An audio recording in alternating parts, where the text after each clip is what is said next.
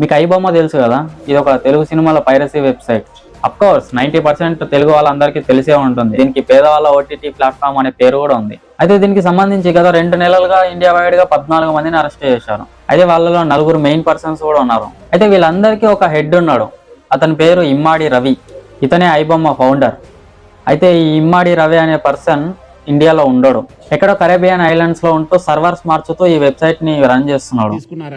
Caribbean islands లో ఉన్న ఈ ఒక్క కంట్రీని ఆనే తీసుకున్నారు. అక్కడ ఫ్రాన్స్ లో ఉంటూ మొత్తము Netherlands, Switzerland, USA, Thailand, France, దుబాయ్లో బాగా తిరిగేవాళ్ళు. సో మొత్తం అనే ఈ ఒక్క వెబ్సైట్ డెవలప్మెంట్లో, డిజైనింగ్లో, హోస్టింగ్లో చాలా అంటే చాలా ఎక్స్పర్ట్.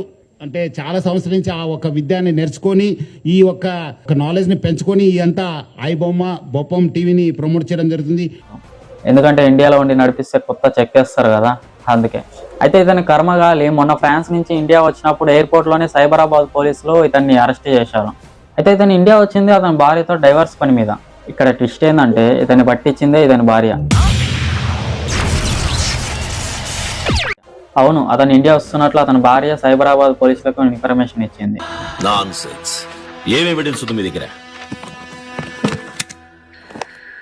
మీ పర్సనల్ ల్యాప్టాప్ కంప్యూటర్ ఇది నాదేనని ఎవరు చెప్పారు? మీ భార్యే దీన్ని తీసుకొచ్చి ఇచ్చారు.